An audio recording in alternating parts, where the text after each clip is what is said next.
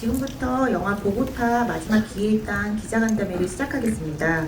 송중기 배우, 이희준 배우, 권혜우 배우, 박지한 배우, 김종수 배우, 김성재 감독님을 모시고 기자간담회를 시작하겠습니다. 배우 감독님들 무대 위로 입장 부탁드립니다.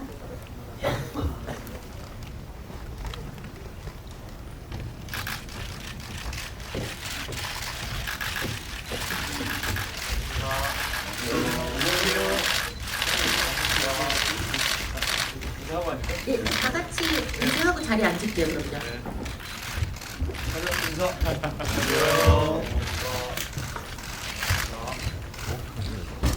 저희 다 같이 인사드리긴 했는데 오늘 오신 기자님들께 송중기 배우님부터 한마디 인사 말씀 개별로 부탁드리겠습니다.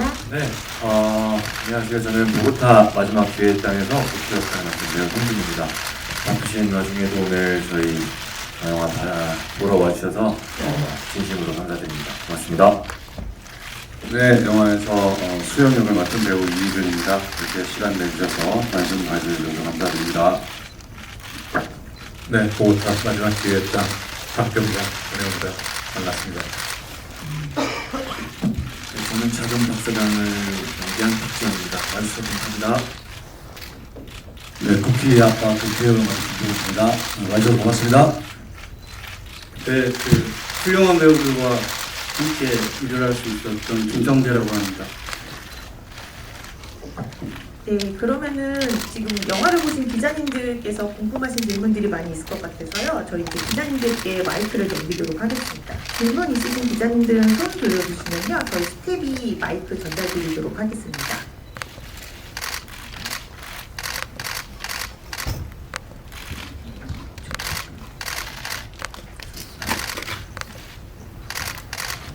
영화 재밌게 잘 봤는데요. 감사합니다. 보고타 현지 촬영이 쉽지 않았을 것 같은데 배우분들 모두 낯선 환경에서 각자의 캐릭터를 살리기 위해서 어떻게 표현을 하셨는지 어떤 영향을 미치셨는지 그런 거 답변 좀 해주시면 감사하겠습니다. 저희 배우들 각자 말씀드리면 될까요? 맞습니다. 아버지. 네, 낯선 환경이라서 좋았고요. 그게 사실은 그걸 이끌어가고 또 그 현장감을 줄 수 있는 큰 힘이 됐던 것 같습니다. 예, 사실은 뭐 사전 지식도 크게 없긴 했지만은 뭐 스태프분들이 너무 많이 준비를 잘 해주셔가지고 한 뭐 3, 4개월, 5, 6개월 전에 가 계신 분도 계시고 해서 일단 뭐 촬영에만 전념할 수 있었던 것 같습니다. 네. 제한된 공간에서 배우들과 이렇게 함께 밥 먹고 같이 시간을 매일 보냈어요. 그러다 보니까 작품을 이야기할 시간도 많았던 것 같고 거기서 많은 생각들을 공유할 수 있는 것들이 더 많아서 정말 좋은 시간이었던 것 같습니다. 네. 저희가 머물렀던 지역이 영화사에서는 6구역이었습니다. 좀 뭐랄까 꽤나 평화롭고 그런 공간이었고 저희 틈나는 대로 항상 숙소에 있기보다는 그 길거리 노천, 카페에서 그 사람들의 뭐 호흡과 그런 분위기를 느낄 때도 있었고 틈만 나면 호텔 옥상에 올라가서 옷 벗고 태닝하고 그래서 조금이라도 현지에서 살아온 사람의 느낌에 대해서 한번 가져보려고 했던 적이 많았습니다. 네, 저는 현지의 그런 리듬을 좀 느끼고 싶어서 살사 학원도 다녔었고요. 휴차한 날은 댄스 학원도 다녔었고 또 이렇게 그 한정된 공간에 조금 위험할 수 있어서 저희가 많은 구역을 벗어나지 못하게 이렇게 안전하게 권장했기 때문에 진짜 이 작품 모두가 보고타에 대한 이야기만 늘 했었었고 보고타가 어떻게 좋은 영화가 될 수 있을지 좋은 연기를 할 수 있을지 늘 그런 얘기만 매일 나눴던 것 같아요. 네. 네, 선배님들 말씀 듣다 보니까 저는 거의 매 회차 촬영이어가지고 촬영이 더 많아가지고 선배님들 재밌게 노셨네요. 좀 부럽네요 갑자기.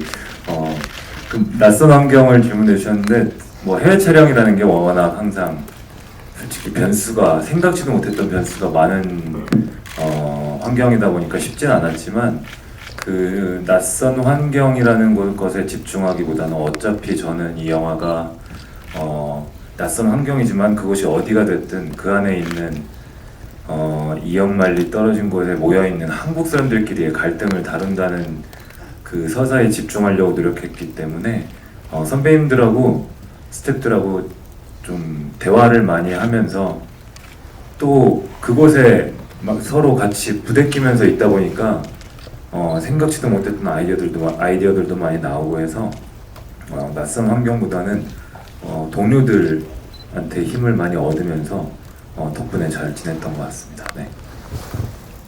제가 영화를 보면서 좀 궁금했던 게 이게 이제 한인 사회에서 어떤 갈등 같은 게 계속 벌어지고 서로 뒤통수 치고 이런 영화잖아요. 그래서 이게 어떤 그 IMF로 이제 좀 각박해지고 그리고 이제 콜롬비아라는 약간 이제 총기도 사용 가능한 그런 곳에서 벌어지는 사건인데 이게 환경에 이 질문은 감독님에게 그리고 송중기 배우에게 이렇게 두 분에게 드리고 싶은데 이런 인간의 본성이 어떻게 그 환경적인 측면이 강한 것인지 아니면 정말 이제 한국 사람들이어서 그런 것인지 아니면 이제 좀 그 이역 만리를 이렇게 떨어져 가지고 어떤 그런 마음들 때문인지 이게 좀 계속 그 머릿속에 맴돌더라고요. 여기에 대해서 감독님과 이제 송중기 배우께서 말씀을 해주시면 좋을 것 같습니다.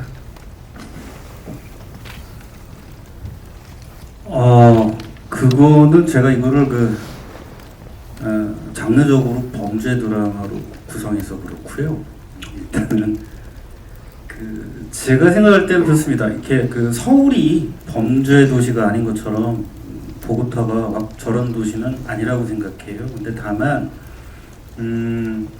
이게 이제 머나먼 곳으로 떠난 사람들에 대한 이야기를 다루고 그리고 이제 넓은 세계로 나갔는 줄 알았는데 나가려고 했는데 그러니까 훨씬 더 작은 공동체에 갇혀 있는 사람들의 그 욕망과 뭐 갈등과 우정과 배신 이런 것들을 다루다 보니까 영화적으로 극화하는 데 있어서 조금 더 이제 익스트림하게 갔다고 생각을 해요.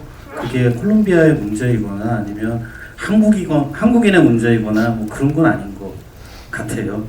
그런 종류의 감정, 그러니까 떠난 사람들의 감정, 그리고 이제 일찍 어른이 돼버린 그런 청년의 감정을 표현하기 위해서 저런 종류의 장르를 선택했다고 저는 생각합니다.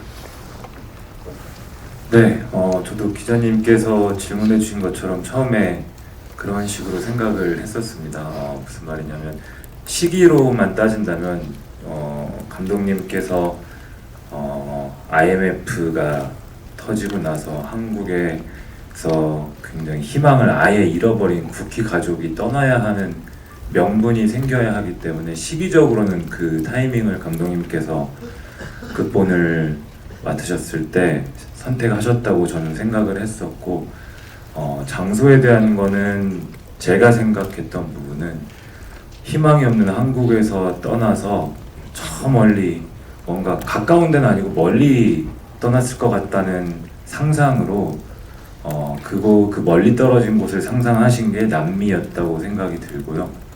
그리고 그 시기에서 한국인들이 뭐 있긴 하지만 그렇게 많지 않았던 시기에 콜롬비아라는 곳에 보고타, 물론 기자님 말씀하신 것처럼 막 저희가 막 시카리오나 나르코스라는 그 작품처럼 막 총을 난사하고 막 그런 게 아니기 때문에 근데 총도 필요하고 그런 약간 무질서한 약간 그런 느낌의 장소를 콜롬비아 보고타라는 곳으로 선택을 하지 않으셨을까라는 저만의 생각은 했었는데 영화상으로 그렇게 물론 허구지만 그런 식으로 하시지 않았을까라는 생각은 하면서 저도 작업에 임했었습니다. 네. 실화나 원작에 있는 이야기가 아니라 창작 이야기로 알고 있는데 실제 배경이 된 콜롬비아 보고타는 존재하는 나라잖아요. 근데 이제 워낙 그 불법 밀수의 천국으로 그려지고 거기에서 이제 워낙 그 주인공들이 그런 불법을 저지르는 게 보여지다 보니까 혹시라도 그 과거에도 비슷한 사례가 있긴 했는데 넷플릭스 수리남 같은 경우가 이제 전 세계에 오픈이 되고 나니까 그 수리남 국가 측에서 우리를 너무 이제 마약 국가로 그리는 거 아니냐 하는 이런 게 좀 있었는데 아무래도 이건 감독님이 답변해 주시면 좋을 것 같은데 혹시 그런 거에 대해서도 조금 걱정하시거나 우려하시는 거 있으신지 좀 궁금합니다. 그런 종류의 뭐 일종의 구설에 휘말릴까봐 일부러 조심한 건 없습니다. 근데 다만 그 여러분들도 아시는 그 파블로 에스코바르라고 하는 포브스지에서도 나왔던 그 마약왕이 80년대에 본격적으로 활동하고 93년도인가 그 메데진인가 보고타에서 죽은 걸로 알고 있습니다. 근데 그 당시, 그러니까 이 영화 속에서 저가 설정한 그 시간 이전에 한 10년 정도는 실제로 보고타는 전 세계에서 가장 위험한 도시였습니다. 그리고 우리 영화 속 시대까지도 그런 여진이 남아 있는 것도 좀 사실이고요. 다만 말이 안 되게 그 어떤 그 일종의 그 뭐랄까요, 그러니까 장르적 허구를 부리려고 애쓴 거는 아닌데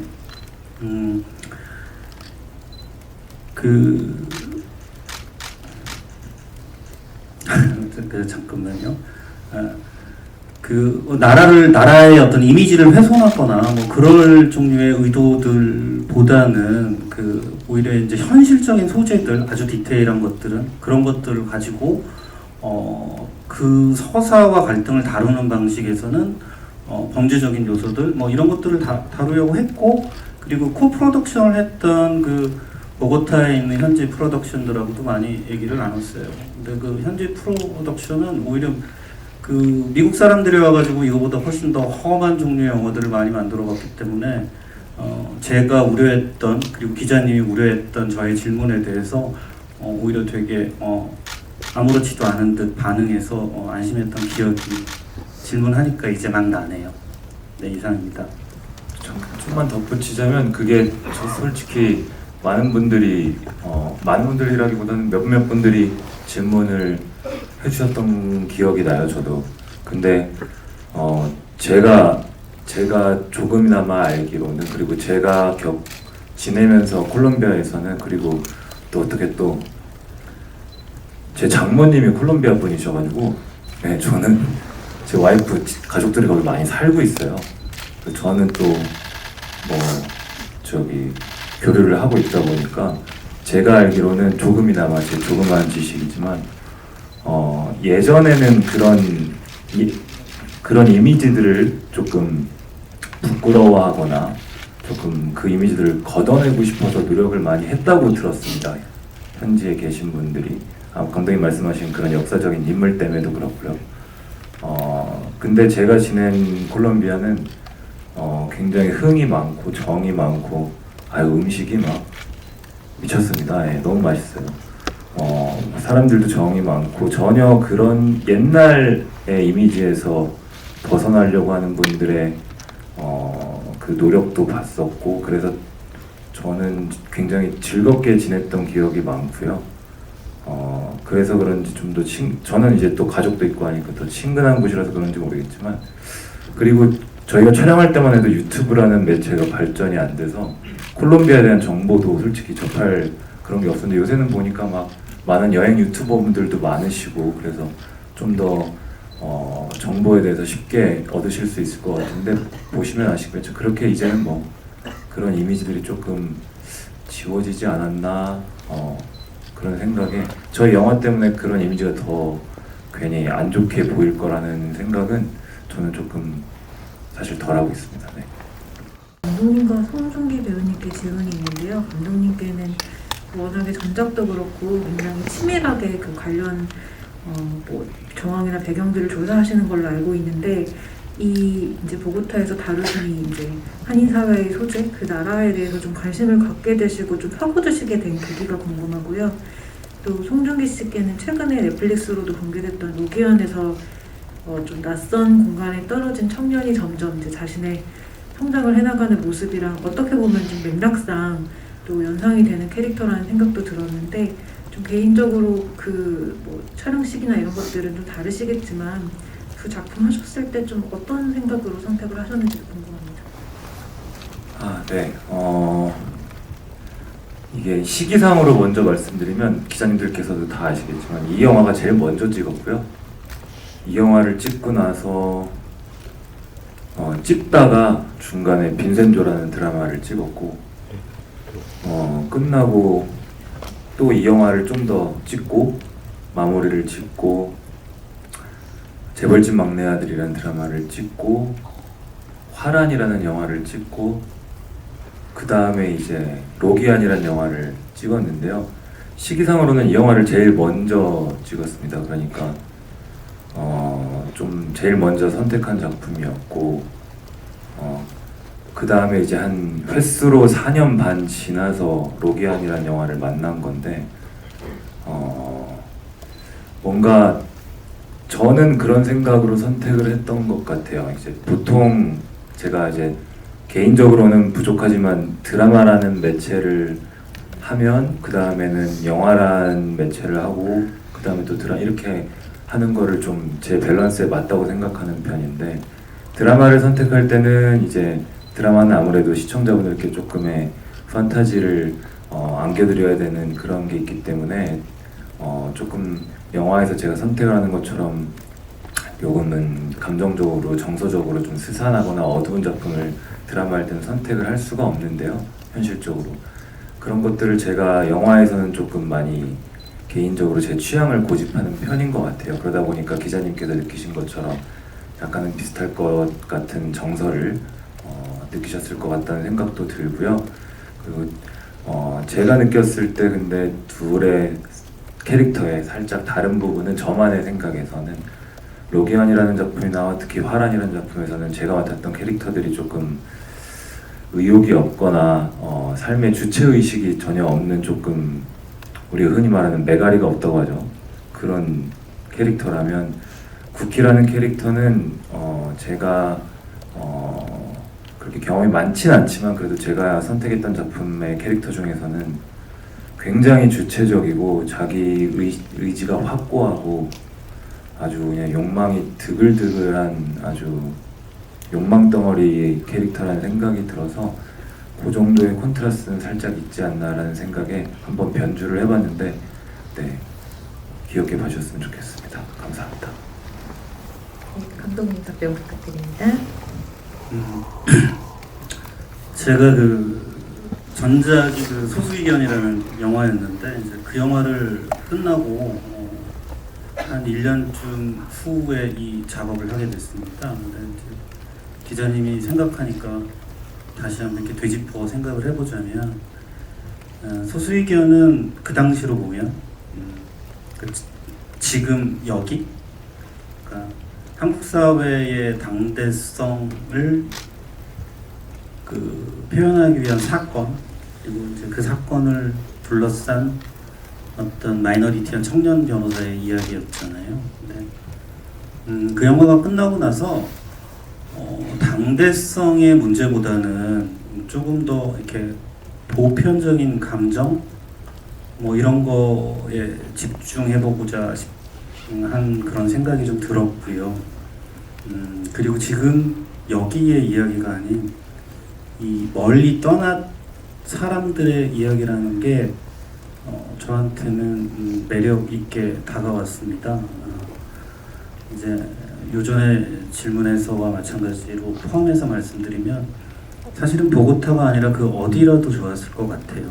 멀고 낯설고 생경하고 그런데 우리가 동경하지 않는 어떤 큰 도시가 이 지구상에는 많을 거잖아요.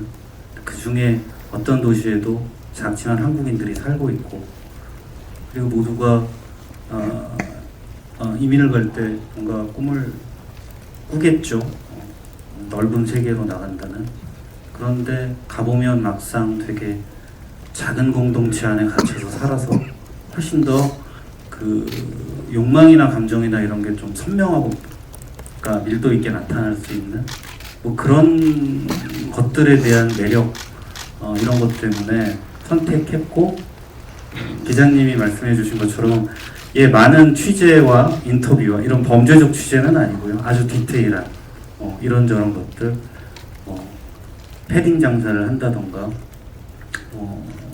지금 얘기해 보면 저 라쿠카라차라는 별명을 갖게 된 어떤 사람의 이야기, 그 다음에 콜롬비아에서 유명한 에메랄드 뭐 등등 생각해보면 많은 것 같아요. 그리고 늘 성공하는 사람들은 보면 그 사회의 누군가와 꼭 연주를 닿아야 한다는 건, 뭐 그건 여기도 마찬가지죠. 그런 아주 디테일한 그 재료들을 찾아서 그것을 어떤 장르적 구성을 해가지고 어쨌든 12년 동안의 연대기지만 관객들이 지치지 않고 흥미롭게 바라볼 수 있게 그런 이야기를 만들어 보고 싶었습니다. 그 한 인물의 좀 긴 서사를 연기하셨잖아요. 그래서 좀 다채로운 얼굴이 보였던 것 같은데 좀 그런 표현에 있어서 좀 힘든 점은 없으셨는지 궁금하고, 좀 그 다채로운 얼굴 중에서 좀 스스로 생각할 때도 좀 새롭게 느껴지는 부분이 있으셨는지 궁금하고, 그리고 감독님 포함 모든 배우분들께 질문 드리고 싶은데, 이게 어쨌든 팬데믹 시기에 조금 촬영 과정도 좀 힘들었던 걸로 알고 있는데, 올해 이제 마지막 날 이제 개봉하게 됐잖아요. 그 소감이랑 그다음 극장에서 봐야 하는 이유, 또 이 영화에 대한 좀 자부심을 느끼는 부분이 있다면 말씀해 주세요. 역시 기자님 1타 4피 알겠습니다.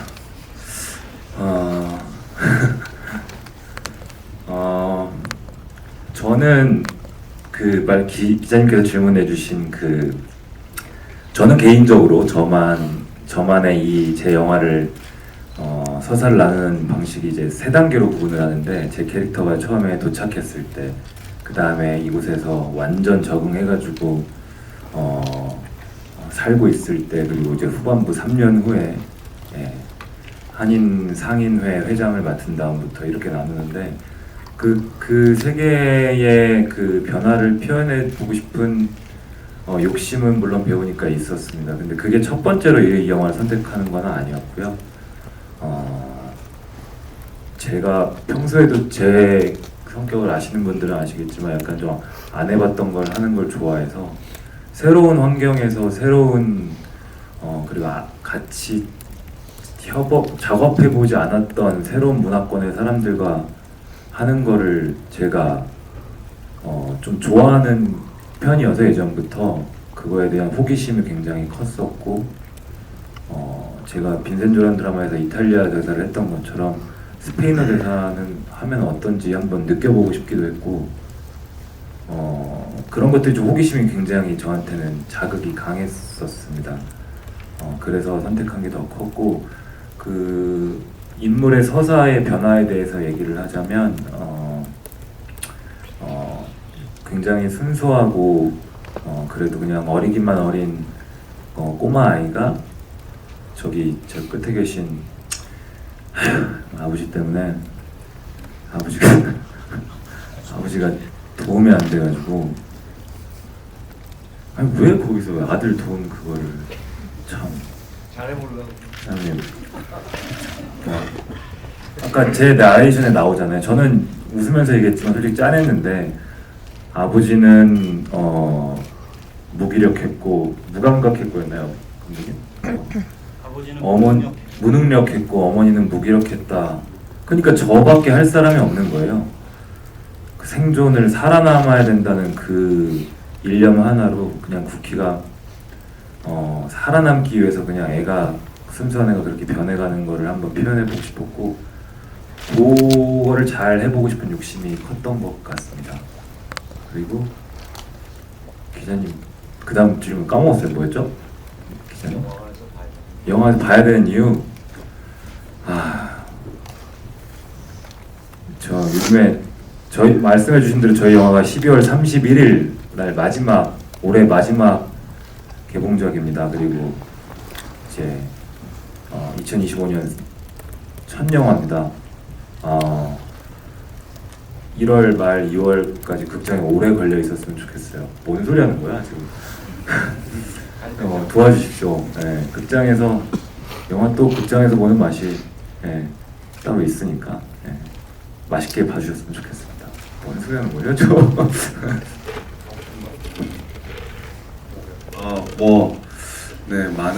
오늘도 다시 영화를 봤는데 보니까 다 같이 애썼던 게 막 기억이 나고, 지금도 이 마이크에 보고타라고 쓰여 있는데 좀 비현실적으로 느껴질 만큼 저희도 오래 기다렸었고 이렇게 영화로 극장에서 여러분들한테 인사드릴 수 있게 되어서 보고타가 너무 감개무량합니다.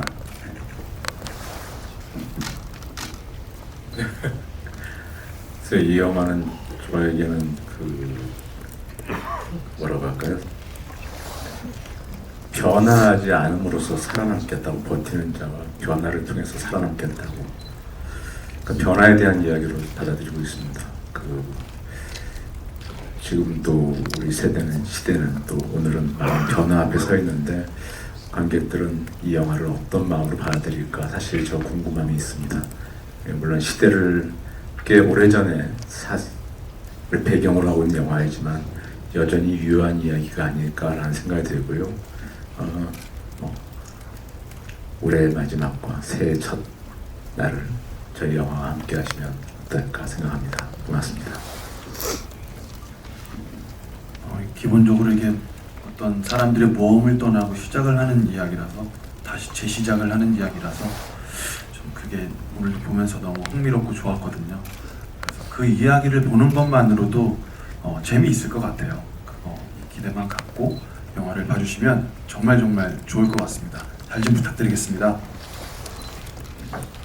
저는 개인적으로 오늘도 영화를 봤는데 각 배우들의 이제 얼굴의 표정들이 진짜 변하는 게 작은 화면으로는 그게 보실 수 있을까 싶어 좀 아쉬움이 있어요. 그 송중기 배우의 제 부키의 그 순수한 얼굴이 단단해지고 차가워졌다가 다시 되게 여유로워졌다가 이런 모습들, 그 다음에 우리 수영이의 뭔가 큰 스케일의 남자가 됐지만 또 이게 지고는 못 사는, 또 인정받고 싶어하는 그런 또 이렇게 변해가는 비참해지는 얼굴. 그다음에 우리 박병장의 그 마지막에 전화 받으러 가서 눈 크게 뜰 때 좀 뭔가 다른 사람 같은 그런 느낌. 우리 지환이의 그 댄스, 조현철 배우의 그 찰진 공항에서 욕, 뭐 이런 표정들이 극장에서 보시면 좀 이렇게 정말 사람 이야기구나. 환경은 다르지만은 물론 그 살아가는 표본은 아니지만은 그래서 그런 또 살아있는 또 다른 그런 재밌는 이야기를 느끼실 수 있지 않을까 해서 따뜻한 극장에서 보시기를 강추해드립니다. 네. 그 연대기 영화를 만드는 것에 대해서 두려움도 있었고 도전도 했던 것 같습니다. 연대기 영화는 늘 근사한 것처럼 보이지만 사실은 재미를 받기가 참 쉽지 않은 것 같아요. 긴 시간을 그 2시간 안에 어떤 캐릭터들의 변화를 담아낸다는 게 저한테는 제법 흥미롭고 그 다음에 아주 괴로웠던 도전이었던 것 같기는 합니다. 근데 이제 영화를 보면서 인물들이 입장할 때와 죄다 그 다른 얼굴을 갖고 다른 감정을 갖게 하고 퇴장하는 배우들의 그 캐릭터를 보면서 함께 했던 시간이 저한테도 되게 공부가 많이 됐고 그 다음에 배우들을 더 존경하게 됐고 그리고 그런 것들이 관객들한테 잘 다가갔으면 좋겠습니다. 네, 감사합니다.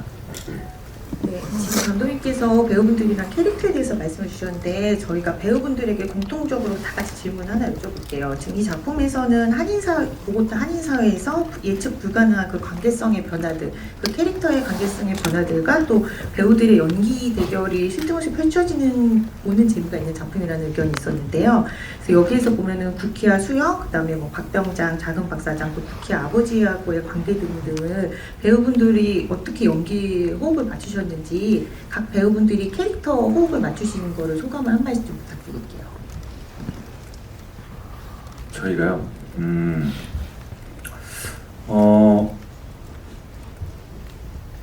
우와, 그러면은 다 얘기를 해야 돼요? 희 같은 경우에는 개인적으로 한 저는 번씩 희준이 형이랑 태우 형님이랑 특히 특히 또 종수형님이랑 많이 함께 촬영을 했는데 일단 희준이 형께서 맡으신 수영이라는 캐릭터는 제가 시나리오를 읽었을 때부터 그리고 영화를 촬영하면서 끝까지 보고타라는 이 영화의 저한테는 처음과 끝이 수영이 형이라는 생각도 지난번에 제작 발표할 때 아버지라고 그랬었는데 또 바뀌었네요. 그죠? 아버지 서운하세요? 죄송합니다. 근데 방금 말씀드린 이 선배님들께서 맡아주셨던 캐릭터들이 저에게는 계속 처음부터 끝까지 부딪히는 인물들이라서 특히 희준이 형하고는 처음 작업하는 거였는데 뭔가 저랑 일단 캐릭터 자체가 그리고 보여지는 이미지 자체가 약간 다르다는 거에서 또 시작해서 그런지 안도감도 들었었고 아 형이랑 나랑 좀 색깔이 다르구나 거기서 나오는 거를 좀 캐릭터에 표현될 때 이용해도 되겠다라는 생각이 들어서 처음부터 안정감을 가지고 같이 형이랑 했던 것 같고 그리고 혜호 선배님은 혜호 선배님도 이 작품으로 처음 뵀지만 이제 촬영을 하는데 솔직히 저는 선배님께서 연기해 주시는 박병장이 너무 약오르고 너무 속을 모르겠는 그런 감정이 촬영하면서 계속 들어서 좀 얄밉고 그랬었던 것 같아요. 선배님께서 워낙 그 부분을 잘 짚고 표현을 해주셔서 덕분에 저는 그냥 앞에서 선배님의 에너지 받아서 하기만 하면 됐었고 특히 마지막으로 저희 아버지 종수 선배님 같은 경우는 아까 보셔서 알겠지만 참 굉장히 멀끔하시고 굉장히 지금 말씀도 잘하시고 그런 멋진 형님이시는데 왜 저희 영화에서는 그렇게 아들 톤을 나 줘라 막 이러면서 저를 막 영화 내내 끝까지 진짜 속을 문드러지게 하는 그런 캐릭터였는데 덕분에 이제 쿠키가 낯선 곳에서 살아남아야 한다는 그 아까 말씀드렸던 드글드글한 욕망을 꺼내야만 하는 그 처음 발화점이 아버지였기 때문에 그거를 덕분에 저를 미치게 달리게 해주려고 김종수 선배님께서 얼마나 제 감정을 뜨겁게 올리려고 선배님께서 더 노력해 주신 걸 제가 옆에서 봤기 때문에 이 자리를 빌어서 마음 깊숙이 진심으로 존경한다고 감사드린다고 하고 싶습니다. 네, 저는 수영 역을 준비하면서 제일 중점을 뒀던 것은 수영이란 친구가 왜 이렇게 쿠키를 마음에 들어 할까. 사실 그게 시나리오에 나와 있는 부분은 아니어서 왜 저렇게 쿠키를 좋아할까? 왜 저렇게 많이 챙기다가 결국 이제 수영의 입장에선 배신감을 느끼게 되는데 그렇게 마음에 들어하는 그 감정에 대해서 많이 고민을 했던 것 같아요. 계속 고민을 하다 보니까 저도 누군가를 좋아하고 어떤 동생을 무지 마음에 들어하고 아끼게 될 때 그 친구의 어떤 특별한 부분이 좋아서라기보단 그냥 직감적인 것 같아요. 그래서 정말 쿠키라는 친구를 만나게 되면서 왠지 끌리고 이 친구가 너무 좋고 가르쳐주고 싶고 뭐 그런 느낌이지 않을까라고 고민을 하면서 촬영에 임했던 것 같습니다. 네, 아까 준기 씨가 얘기했지만 실제로 여기 다 저도 저 역시 다 작업을 쓴 거의 다 처음 해보고 우리 관계가 다 그랬던 것 같습니다. 어쩌면 이 보고타라는 영화 또 새로운 공간 자체도 그랬고 배우들끼리 만남도 첫 만남인 경우들이 많아서 저는 어쩌면 그런 적당한 낯섦 이런 것들이 주는 힘들도 분명히 있었을 거라 생각합니다. 우리가 촬영을 할 때 배우들이 개별적으로 각자의 뭐 대단한 정확한 명확한 어떤 그림을 그리고 하지는 않습니다. 그냥 그때마다 그 상대를 믿는다는 마음만 있다면 그 상대 배우를 통해서 내가 이렇게 보일 수도 있겠구나. 그리고 또 관객들은 어떻게 봐줄까를 기대로서 개봉을 기다리고 있습니다. 그리고 믿어가는 과정 중에서는 촬영이 없는 날이면 매일 카페에서 혹은 옥상에서 태닝을 하면서 해피에 나가니까요. 맥주를 마시면 그렇죠. 그렇게 보냈던 시간들이 새록새록 기억이 납니다. 네. 저는 제 역할은 제가 평소에 했던 역할의 결을 좀 그냥 보여줘도 무난할 수 있는 역할이라고 생각을 했고요. 그리고 그 촬영을 하는 과정에 있어서 저희 배우들은 감독님하고 소통을 어느 정도 많이 할 수 있었지만 그 영화에 나오는 수많은 배우분들 있잖아요. 조단역 분들께서는 이 영화가 가야 하는 방향에 대해서 사실 잘 캐치를 못할 수도 있었어요. 근데 원래 주인이 아니었던 곳 남의 나라 땅에서 아무리 성공해봐야 그것이 얼마나 불안함이 있는 것인가에 대한 것들을 인물 안에 녹이고 싶었고, 그것들을 저희 함께 있는 씬 안에 참여하는 모든 배우들에게, 희준형도 그렇고 주미 씨도 그렇고, 이런 것들을 계속 그 이미지, 생각들을 심어주려고 했던 것 같아요. 그걸 놓치지 않기 위해서 저는 그분들하고 시간을 어마어마하게 할애했다는 생각이 좀 많았어요.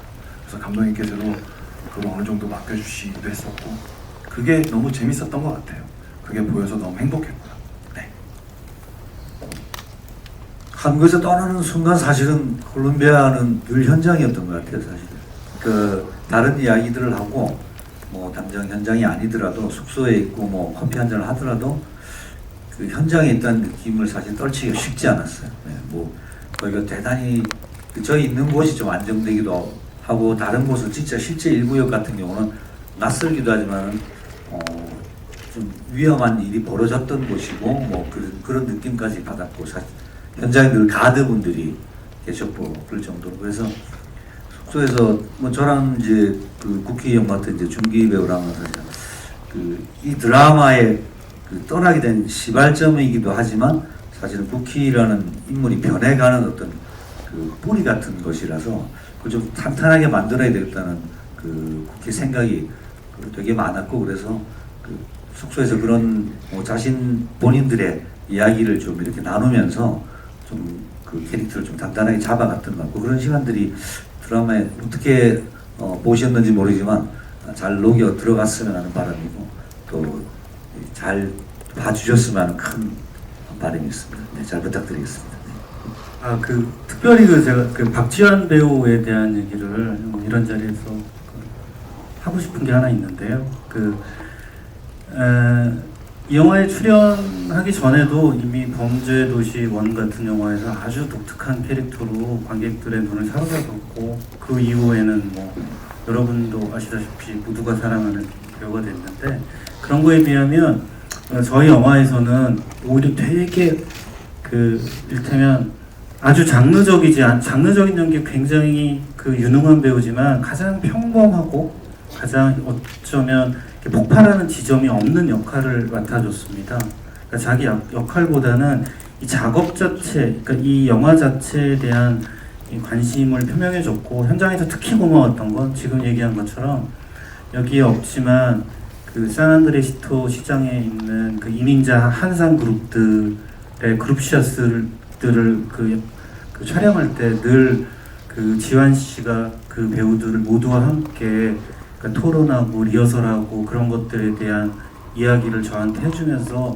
연출의 많은 부분들에 대해서 지한 씨가 도와줬고, 되게 작업 자체에서 헌신적이었어요. 그런 부분들에 대해서 이렇게 공식적인 자리에서 감사하다는 말을 하고 싶었습니다.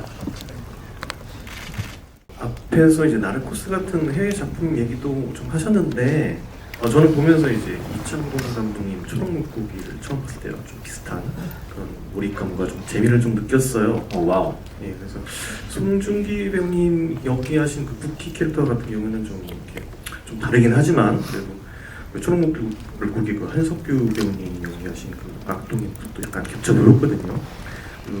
사실 뭐 저 개인적으로는 이 영화가 로맨스 요소가 좀 빠져서 좋았습니다. 그 감독님께 먼저 질문 드릴게요. 이게 감독님께서 이 작품에서 이제 각본, 연출 작업하시면서 그 어떤 부조리함, 뭐 욕망, 허무함 같은 드라마 요소에 있어서 이게 굉장히 좀 이 영화가 특징이 있는 것 같은데, 관객분들께 이런 부분에서의 그게 몰입감을 주기 위해서 좀 중점을 두고 어떤 작업을 하신 부분은 좀 어떤 부분인지 궁금하고요. 그다음에 각 배우분들께는 이거 관련해서 각 캐릭터의 부조리함이라든지 욕망 이런 관련해서 좀 특성이 좀 다른 것 같아요. 그래서 그런 부분에서 이제 몰입감을 좀 더 하기 위해서 연기에 좀 중점을 두셨던 부분이 어떤 부분인지 답변 부탁드리겠습니다. 이창동 감독님의 영화를 예를 들어서 말씀을 해주셔서 이창동 감독님의 영화들을 예를 들어서 말씀을 드리겠습니다. 맞습니다. 사실은 배우들에게도 얘기를 안 했는데 저는 제 첫 국희의 이미지는 막동이었습니다. 그런데 이 역할을 준기 씨한테 제안을 하고 준기 씨하고 이런저런 이야기를 나누고 그리고 준기 씨 자체를 봤는데 한석규 선배가 연기한 막동이하고는 송중기라는 그 인간 자체의 기질이 좀 다르다는 걸 느꼈어요. 그러니까 훨씬 더 그 여리여리한 느낌에서 표독해지는 어떤 느낌이었다면 저는 준기 씨가 연기하는 그 어떤 세월 안에서의 변화는 그러니까 송중기라는 배우는 그 유약해 보일지도 모르고 부드러워 보일지도 모르는 그 얼굴을 하고 있는 것 같지만 사실은 되게 강단 있고 영화 속의 작은 박사장의 대사처럼 무대뽀 같은 면들이 있었습니다.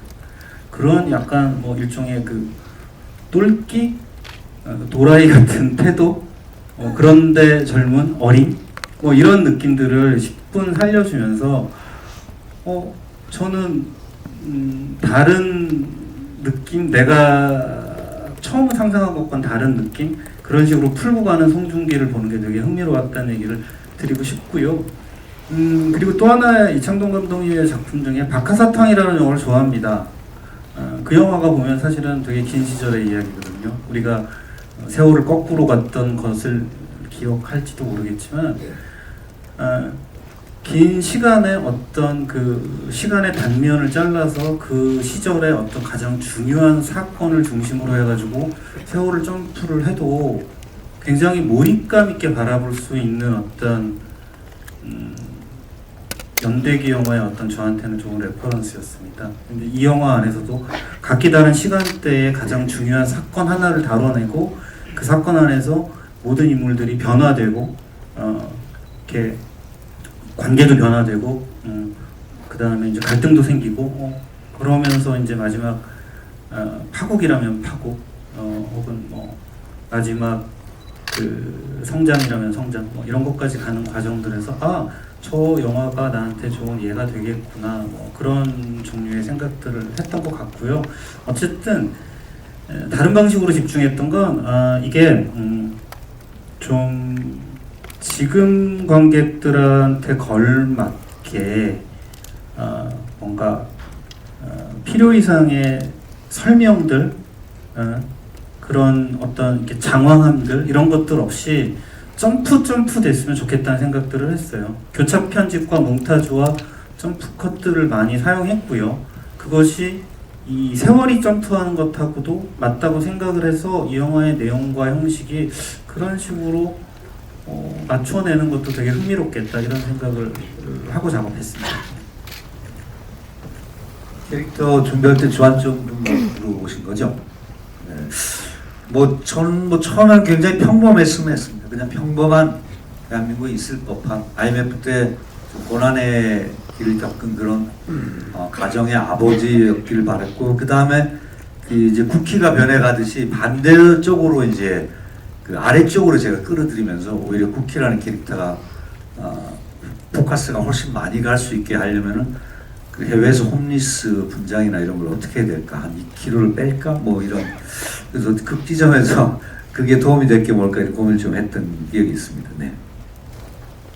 제가 처음 시나리오를 받았을 때 작은 박사장은 조금 더 롤이 좋은 매력 있는 캐릭터였었어요. 근데 몇 번의 시나리오의 과정의 거침을 통해서 어떻게 되게 대단히 제한적인 어떤 큰 기능으로 묶여가는 걸 볼 수 있었거든요. 좀 슬픈 감정도 들었는데 그래도 저는 이 작품을 해야만 했었어요.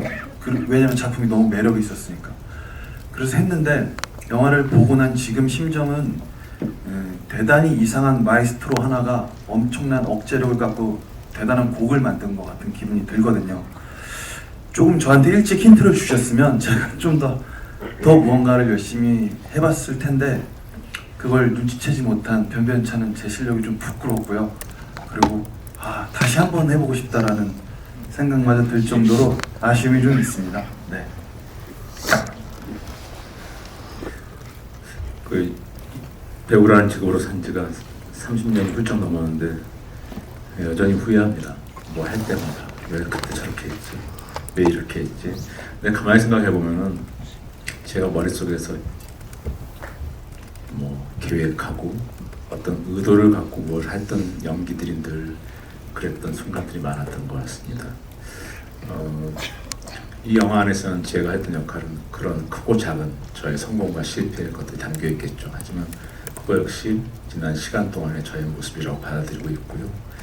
이 인물을 저는 결코 뭐 대단한 보스라고 생각해 본 적도 없고 그냥 살기 위해서 몸부림치는 사람이고, 단지 한 세대가 교체될 때 그 교체 시기에 마지막 파고는 약간 높게 오지 않습니까? 그렇죠. 몸부림치는 한 사람 정도로만 인식하고 있었고요. 하여튼 31일이 기대됩니다. 궁금하고요. 네, 저는 아까 말씀드렸듯이 국희를 좋아하게 되는 포인트를 제일 중점으로 뒀고, 또 하나 말씀드리면 국희는 10대 후반부터 30대를 연기하지만 저는 30대부터 40대를 연기하거든요. 그래서 그 3년 후 나올 때 보면 약간 배가 나와 있어요. 체지방을 그 30대 때는 8%에서 40대 때는 16%로 조절을 하는 피나는 노력을 또 했었습니다. 각자만의 집중했던 부분을 이제 저는 제 개인적으로 집중했던 부분을 말씀드리면, 영화상에는 이제 조금 편집이 된 부분들이 있어서 보시지는 못했겠지만, 제가 이제 스페인어를 하는 씬들이 꽤 더 있었습니다. 사실 저는 제가 좀 집중했던 부분은 스페인어였던 것 같아요. 그 이유가 이제 국희가 물론 변화하는 과정이 중점적으로 보이지만, 그게 잘 보이려면 저는 국희가 콜롬비아에 정착했을 때 제대로 정착했다는 그 모습을 관객들을 설득을 해야지만 국희가 변하는 과정이 설득력이 있을 거라는 생각이 들어서, 콜롬비아에서 그 스페인어를 좀 더 자연스럽게 잘하고 싶은 욕심이 컸었고요. 현지 배우분들하고 연기를 할 때 그냥 대사만 외워서 하는 게 아니고 좀 적절하게 제가 시의적절하게 애드립도 하고 굉장히 자연스러운 모습을 보여드리고 싶은 욕심이 컸어서 그 부분에 좀 집중을 했던 것 같아요. 그리고 감사하게도 어렵긴 했지만 되게 저는 스페인어를 배우면서 굉장히 재밌게 느꼈어서 더욱더 욕심이 났었던 것 같고, 네, 그 모습에 집중했던 것 같습니다. 아까 송중기 배우가 권혜요 배우의 역할에 대해서 약간 뭐라고 그랬죠? 얄밉기도 하고 뭐 이렇게 표현을 했는데, 곽병장이라는 캐릭터는 굉장히 속을 알 수가 없는 그런 인물입니다. 근데 그런 인물에 이제 깊이를 부여하는 것 중에 하나는 바로 충청도 사투리가 쓰였기 때문이라고 생각을 하는데요. 이게 시나리오 단계부터 곽병장이 쓰는 말이 충청도 사투리로 돼 있었는지가 좀 궁금하고요. 그리고 쓰시는 충청도 사투리가 굉장히 충청도 사람이 쓰는 것 같으면서도 살짝은 더 충청도 사람이 아닌 것 같은 느낌도 좀 주거든요. 그것은 아마도 우리 권혜요 배우께서 그쪽 출생이 아니셔서 그럴 수도 있지만, 또 조금 한 겹 더 생각해보면 일부러 쓰는 것 같다는 느낌을 개인적으로는 조금 받긴 했는데, 그 부분에 관해서 좀 질문드리겠습니다. 네, 일단 시나리오에 확고하게 써 있었습니다. 그러니까 저 역시 평생 서울에서 나고 자란 사람이어서 제일 중요한 건 흉내내기보다는 정서를 이해하는 방식으로서 접근했었고요. 그리고 제가 완벽하지는 않겠지만은 제가 중점을 두고 싶었던 거는, 이 사람은 70년대 월남을 거쳐서 그 사람 말이 만약에 진심이라면 박병장의 말이 어쨌든 80년대 이전에 남미 땅에 자리를 잡으면서 일종의 언어는 늘 그 사회 안에서 변화하게 되는데, 대부분 이주인의 말은 고정되기 쉽거든요. 그래서 제가 썼던 말들은 대부분 좀 더 오래되신 그 충청도 70대 이런 분들의 주로 쓰시는 말들을 좀 많이 선택해서 썼던 거고요. 그리고 충청도가 워낙 접경지역이 많아서 전라도 지역 가면 약간 비슷하기도 하고, 경상 아시죠? 경상도 뭐 강원도 뭐 다 달라서 뭐 옳고 그름보다는 그냥 그런 마음으로 했었습니다. 네. 제가 태생은 제주도인데요. 윤원기를 그 충청북도 청주에서 보냈습니다. 대학을 오면서 서울을 왔고, 친구들은 그 청주 친구들이 많고요. 제가 잘 아는 말이고 익숙한 말이고, 어떤 이 대본을 처음 봤을 때부터 박병장은 충청도 말을 써야겠다라는 생각을 했어요. 그래서 대본에서부터 했던 것 같고, 해오 선배가 했던 그 충청도 사투리는 제가 썼던 그 청주말하고는 조금 다른데 이런 생각도 좀 들었어요. 그러니까 뭐냐면 얘기한 것처럼 오래된 사람이고 이민자이고 마치 제주도에서 태어나서 청주 와서 살고 있는 우리 아버지의 그 충청도 사투리 같은 느낌도 들고 그래가지고 저는 아주 잘 어울렸다고 생각합니다. 네, 그러면 이제 시간 관계상 저희 배우분들하고 감독님 마지막 인사 듣고 마무리하도록 하겠습니다. 저희 감독님서부터 오늘 이 자리에 와주신 기자님들께 마지막 인사 말씀 부탁드릴게요. 어쨌든 아주 기분이 아주 이상합니다. 올해가 가는 마지막 날 결국은 드디어 마침내 제 입장에서는 이 영화를 개봉하게 됐고 상영이 끝나자마자 바로 이제 이 자리에 앉아 있는데 어떻게 봤을까도 되게 두근두근 궁금하고요. 어쨌든 대본을 쓰는 거로부터 시작하면 제 10년을 여기에 썼던 것 같습니다. 이제는 이제 여러분들한테 넘겼으니 잊고 다음은 뭘 할까 이런 고민을 해보려고 하고요.